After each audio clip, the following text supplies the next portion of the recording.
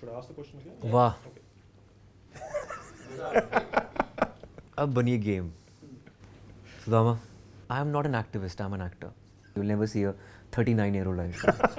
Yeah, everything. I think we're obsessed with food. वो cake है? Yeah, you want it? ठीक.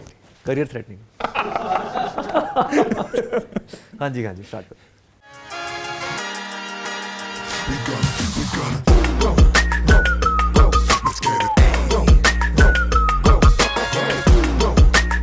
Hello and welcome to Beyond the Boardroom. I'm Tajish Singh, and my guest today is someone who wears several hats. He's an angel investor, he's a singer, a music composer, and people also say he's a decent actor. Welcome to the show, Ayushmann. Thank you, Tajish. Thank you so much. So let me begin by asking you about your journey. I mean, it's well documented, of course. But was showbiz something that was already there in the back of your mind, you know, when you formed your theatre group in DAV College? Since childhood, we've been like attracted to Hindi cinema and music. My family is very filmy, though it's not a filmy family, but they were in love with films and music. So I was born in that environment in milieu. Though I always got encouragement towards performing arts, and I was the co-curricular captain of the school. So I was very active participant in all the music, drama, and all co-curricular activities, and used to get accolades for my school and college. So it was always there. But of course, coming from the millennial generation, it was not easy to confess your love for this profession. Though people used to think that it could be a hobby or something which you do for like food for soul, not for stomach. So, but I'm glad universe has been really kind, and my parents were very supportive, and I landed up in Bombay, right time, right place, and things happened. Your journey started with the Roadies win, of course, everybody knows that. But was it more tough to reach the pinnacle of that show, the success there, or was it more tough to get a break in the movies? Bollywood will always be difficult. Reality shows are always there. There are tons of reality shows on television and on OTT platforms right now. Roadies happened by default. I had auditioned for a fiction show for the youth channel, and I could not join that because I was in college that time. And since I couldn't join the show, they asked me to join Roadies. So that happened, and I won the show. Though it was, of course, it was tough because it's physical and mental both. But getting the big break in Bollywood and scoring, a successful film with the debut film was always, it's not easy for an outsider. First movie, Vicky Donor, of course, it broke several molds. And, you also recounted an incident that you actually lived that life of a sperm donor. Yeah. Was that just a one-off thing for the TV show, or was it regular basis? No, it was not regular basis. It was one of the tasks on Roadies, and but I was 19, 20 that time, and I never thought that I'd be doing a film on sperm donation as my debut film, and so I was aware of this sperm donation thing. In 2012, when the film released, I think general public, they didn't know about sperm donation and stuff like that, but I was well aware about it. So the director was quite impressed that you know that. मुझे पता नहीं मैं कर चुका हूँ. So he was doubly impressed. So I'm glad Sujit Sarkar chose me as a sperm donor for Vicky Donor. Let's talk about your choice of roles. You have actually brought some glamour into the common man's life, by portraying those common man roles, or rather I would say common men in extraordinary or unusual situations, those kind of roles. Do you actively seek out those roles? Do producers come to you with those kind of roles? How does it, how do you choose those roles? Sometimes the trajectory is both ways. It's not just me, it's also the kind of roles I've gotten. It started with my first film, like it was a small film but with high concept. And I followed that trajectory, I followed that path for like good 7-8 years or maybe 10 years of giving stories which are high concept or unique or out of the box, clutter breaking scripts. But it's been, the common thread has been that I've played an ordinary man in extraordinary situations. And I think it just is a kind of an aspiration for the common man, or maybe the imperfect person. And everybody is imperfect. Of course, we glorify our heroes in cinema, but my films are slightly more realistic, which I call middle of the road cinema, where we meet somewhere in between. It's high on content, but also commercial at the same time. You've had a background in theater. You did, theater in college. You also performed street plays and all. You're not a trained actor per se. So how do you approach the characterization in your movies then? I would like to call myself as a trained actor because I've actively pursued theatre for like 5-6 years, and that's a good learning ground, not just as an actor but also as a writer, a poet, or an orator. So I think that was a wholesome exercise doing musicals and a lot of street theatre and stage plays in Chandigarh. Sorry, what is the question again? How do you approach the characterization in your roles? It really depends on the character. If it's close to my real life experience, it's easier.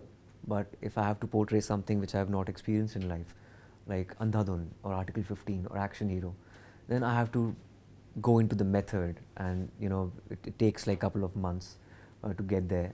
But I think that kind of detour is required if you're not experienced those things in life. So it depends on the script completely. Now, even with your first movie, Vicky Donor, you portrayed a Lajpat Nagar guy when you have been a Chandigarh guy. So how did you get into the character there? It's just like Bombay, Pune. Chandigarh, Delhi is like Bombay, Pune. My mother is from Karol Bagh. So most of my vacations since childhood were in Delhi. So I'm half Delhi boy, I can say that. So that was not difficult at all. I understand you're also doing a biopic on Saurav Ganguly. As your next movie? We've just, in fact, we'll be announcing forthcoming films very soon. Of course, there are a lot of chat, banter around it, but we've still not officially announced any of them. But does this mark a departure from your usual roles, like the common man roles, now into more like biopics, or maybe the typical Bollywood actor roles? Do we see that? I would love to do that shift as well, not just do only high concept films, but also do like a commercial film. It could be like a war film or a biopic.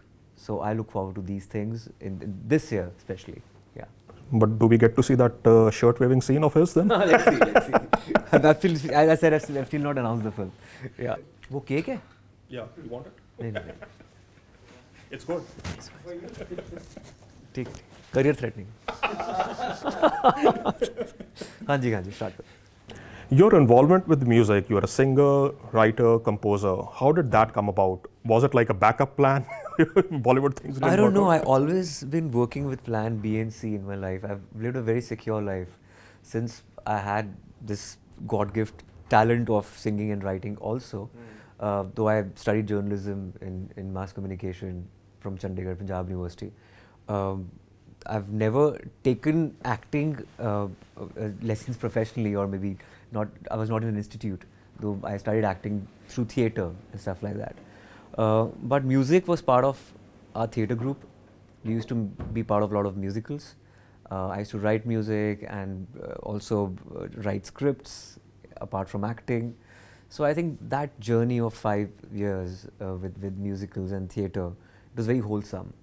It was not just about acting, it was about everything: production, set design, writing, dialogues, music, singing, everything. Let me talk a little bit about your childhood and your name. In fact, you were initially named Nishant. Yeah.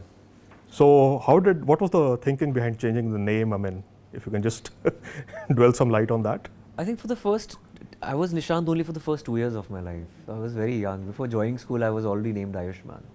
So it was not just that, I changed my name before coming to Mumbai, nothing like that. Before joining school, I was called Ayushmann. Was it due to astrological reasons, or? I have no idea. I think because your father was into astrology. Ayushmann was a more unique name that time.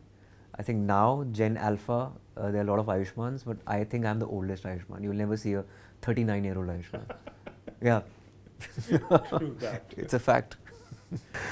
Uh, Coming to your role as an investor and equity partner, investor in the Man Company, a lot of actors, yes, they are becoming entrepreneurs themselves.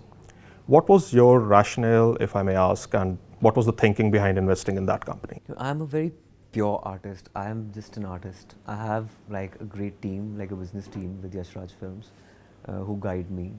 But I really need to understand the core of every brand because uh, I believe in credibility when it comes to scripts, movies, and also brands. I think it's the extension of my film personality when it comes to brands. And with Man Company, I was really impressed by their creative, where we were questioning कि मर्द क्या है. I think that went viral 3-4 years back, and that really resonated with me. That with Man Company, they were coming from the space where which was progressive, and the kind of film that I was doing. I think it just we just met on a common ground. So I think it really mattered to me. So, is it a one off, or will you be open to investing in other such ventures in the I would be future? open to, of course, more ventures as well. I have been part of Brainiacs also with Mr. Birla, and that's online coaching. It's something which is unique, which started during the lockdown, and I would love to invest in anything which is unique, just like my films. But what matters more to you, the concept or your chemistry with the founders? Uh, I think the concept matters the most because, of course, chemistry का actors का chemistry अच्छी होनी चाहिए. बाकी तो founders का chemistry का मैं क्या करूँगा? The concept has to be good. Okay, okay. Yeah. Let's talk about your phase after Wiki Donor. Wiki Donor was a huge success, commercial, critical, everything. Then there was a phase where your movies didn't do as well as expected. How did you deal with that phase? And what was going on in your mind at that point of time? Should I keep it with me? ऐसा हो सकता है? वाह. अब बनी game. Sudama. So now you can get even more informal. Yeah. I think formal पहना भी हो ना इसलिए मैं बहुत formal behave कर रहा हूँ. Yeah. No, but you're talking to somebody from Chandigarh, you can use slang if you want. I think you become like a true man or a human being when you have the ability to deal with failures. I think your rejections make you. I've always said that success is a very lousy teacher. Your failures are your friends, philosophers, and guides. And if you've not experienced failures during your early years, I think it becomes difficult to deal with them when you're at a certain age. And that can happen to anyone. And life is like that. So, after my first film, of course, I saw 3 back to back unsuccessful films. And it's just the kind of films that I was getting. After Wiki Donor, it had set a certain benchmark. I was not getting films of that ilk, of that kind. But it started, that journey started again with Dum Laga Ke Aisha.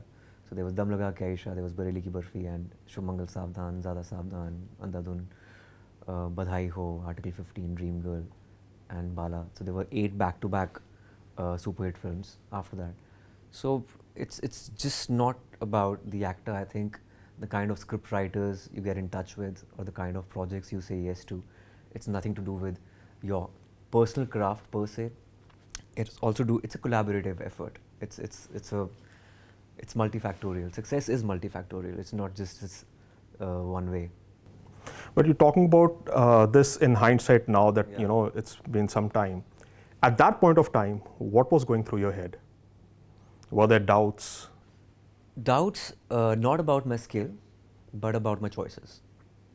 I realized that time that if it's a small film, because I was not getting offers of big films, I was always considered as a guy who delivers high concept films, which are small to medium budget. And in that realm, the film has to be great. It can't be average. Like if it's a big commercial film, an average film can do wonders at the box office. But if it's a small film, it has to be 10 on 10. So that was the kind of learning I was going through that time. So I think if you take your failures as a learning, I think I'm talking to Mukesh right now. That's perfectly okay, I think. Straight out of like some self-help book. But it works, yeah. You need to get those lessons back again. It's just to reiterate.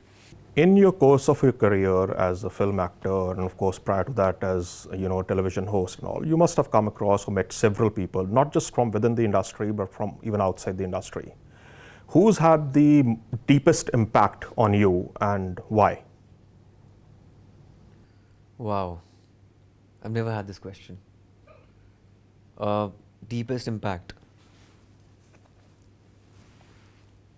During my growing up years, I think it was Shah Rukh Khan, because I studied mass communication because of him. I always wanted to be an actor, but after watching him, I was like, it's good to be an intelligent actor. So I studied mass comm, took my studies seriously because of Shah Rukh Khan sir. But apart from that, I've met a lot of people who've really helped me climb up the ladder. During my initial TV days, it was Siddharth Basu. Then Gaurav Kapoor, who was my trainer during my radio days. And Raghu from MTV during my MTV hosting days. So they always had this faith in me. And also Varun Badola and Rajeshwari, phenomenal actors and better human beings. And I think they were really, really kind, because I stayed at their place during my initial days in Mumbai. I had nowhere to stay. So I think that's kind of gratitude I want to give to these people. Any life lesson that they would have imparted you, maybe willingly or unwillingly? I think to give back to the artists, because it's something which is not mathematics. It's something which is very subjective. Art is very subjective, and if you believe in someone, just help that person in some way or the other. I do that in my concerts and gigs. If I find any artist, I probably ask them to open for my gig, or maybe I put a story on Instagram. I keep on finding new artists on Instagram, so I do that more than often, and I follow a lot of independent artists.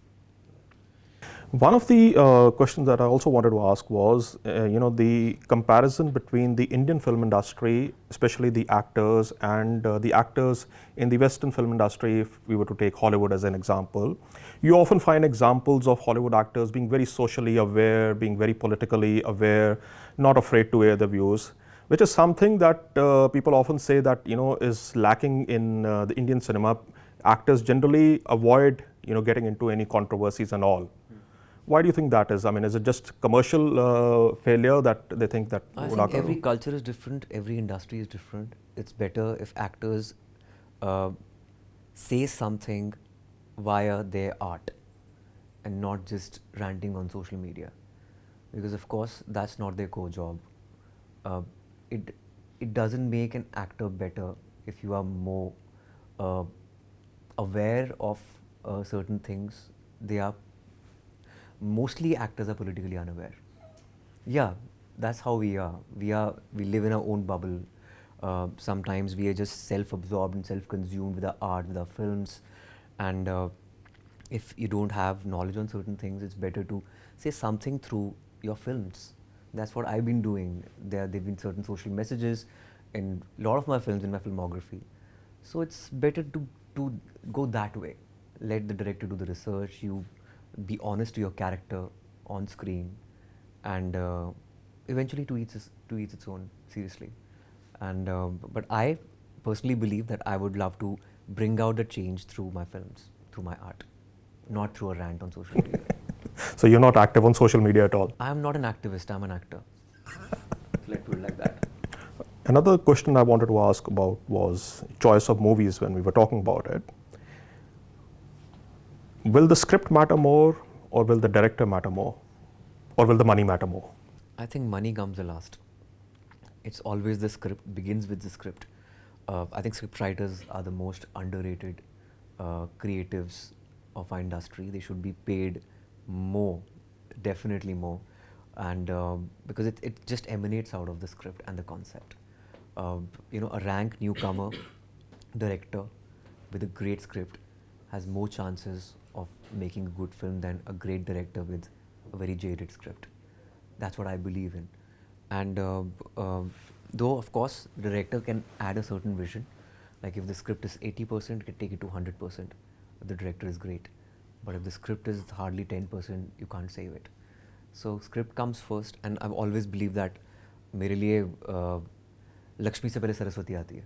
So हमेशा पहले एक script, पैसे के लिए कभी काम किया ही नहीं मैंने. So it's always about my creative satisfaction. I also wanted to touch upon your involvement with certain charitable causes, in particular an NGO named Gulmeher. If you can just tell us what it's about. Gulmeher actually gives a pedestal to, the rack pickers of East Delhi. Explore their creative side, and they make beautiful artifacts through actual waste. So that's something which is need of the hour, and it also helps the artisans from the backward section of society. So it's two ways. So it's good for the environment also, and also for the weaker sections of society. So I think that's something which happened while I was shooting for Article 15. So and we actively, my wife mostly is active with them, and I think it's social responsibility of every artist to do something, give it back to the society, and I keep on. I'm also learning through my films. Like I got to know about casteism through Article 15. I got to know about LGBTQ through Chandigarh Kare Aashiki or Shubh Mangal Zyada Savdhan. So I'm also learning through my art, and when I get to know more about these people, so you extend your hand as an artist, as somebody who's the public eye or an opinion leader of sort, so you can use your influence to carry forward the message. You're of course still very young, both in terms of your age and in terms of your career, which is just about a decade or so old. But do you foresee a concept of retirement for actors in India like it's there in the West? And Michael Caine, Gene Hackman, they announced their retirement from acting. So do you foresee that? Do you actually want it? I don't think so. I think it's not just okay. In a story, we have people of all ages. So Bachchan Saab is working at the age of 80. I think he's an inspiration. I will never retire. I think I'm happiest on a film set. I'll probably get really bored at home. I'm very lazy otherwise, but I'm most active on a film set. So I think that gives me like energy, and so I think it's something which you love doing it. I'm quite fortunate that that my passion is my profession, which is very rare. If you get that, I think you're blessed. Do you foresee yourself maybe teaching acting to newcomers or something? I'm a terrible teacher. I just can't teach. I'm a learner for life. I'm a student for life. I can't teach. I remember all my batchmates used to take workshops for juniors in college. I've never taken a workshop. I've never given a workshop basically. I've only taken workshops. It's quite selfish like that, but yeah. You also come from a family, your immediate family, if I were to talk about your wife, your brother, all three of you are involved in the film industry in some way or the other. Apar, of course, is an actor also. So what is discussed at the dinner table? Movies, or is it just normally khane mein kya bana hai? Everything. I think we're obsessed with food. I think food is the number one obsession, followed by, for my brother, it's sports, and then movies. So we hardly discuss movies. Of course, we discuss movies, but other things also. And most of my friends are not from the industry. I still have that like WhatsApp group where we have like this batch of 99, and we discuss everything. I was in all boys school, so I'm in touch with all 40 boys. So it's good to have that perspective. Otherwise, as an actor, you live in a bubble and you don't see the outside world. It helps me as an artist also to bloom because I need to be in touch with reality. But does your brother consult you or take advice from you or vice versa?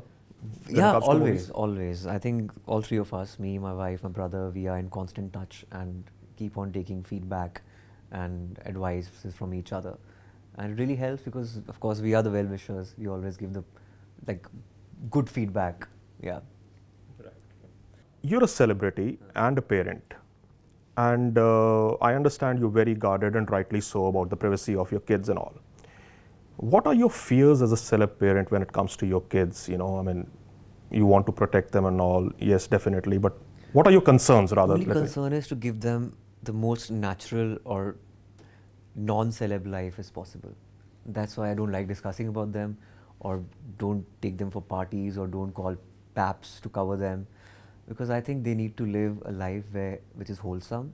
It's their initial years, and they should have friends from all walks of life, from different sections of society. They should be exposed to the real India, not just the rich and famous. So we want to keep it like that. But you were recently snapped with your daughter at a party. Yeah, because of course it was Karan Johar's kid's birthday. She was shy, of course. She didn't want to get clicked, but they were there, so they clicked her. So you mentioned that you want to keep them grounded. So how do you do that? And who plays a more important role, you or your wife? I think it's both of us, in fact. She's more hands-on as a parent, because I'm mostly traveling. I live out of a suitcase as an artist. And this month of Feb is like crazy with travel. But just give them good upbringing, make them like an overall a decent human being. Like if you give respect to people, irrespective of a social strata or age, I think you become a better human. You should be also exposed to different sports, not just Bollywood, other stuff also. Like my daughter loves to read, write, she's away from gadgets. My son loves to play cricket and loves to play the guitar, and he's interested in science also at the same time. So I think that's kind of exposure which is like more wholesome and like an overall development of a kid. So we try to do that like in any other parent. Just that we want to keep them guarded just from the showbiz. What do you do when you take a break? You are taking a break right now, I think, after this trip. So what do you do? How do you hang out? Go back to my roots. I think you get all the answers when you go back to your roots. If you are in any kind of conflict in your head, if there's a dichotomy in you, I think you should always remember where you're coming from and where you've reached. So when you go back to your roots, your city, your people, and sit at the same place where you used to sit while you were in school or college, you get all the answers, and there's a feeling of gratitude also. Who do you seek advice from then? I used to seek advice from my father, who passed away last year. But now from my wife, my brother, my manager Sunita, from the VP of FireF, Prithvish Ganguly. And yeah, these are few people who I seek advice from. Well, thank you so much, Mr. Khurrana. Thank you. It's been a pleasure. Thank you so much. Thank you for your time. Thank you. So that was Ayushmann Khurrana for Beyond the Boardroom. We'll be back again with another episode. Keep watching. Thank you.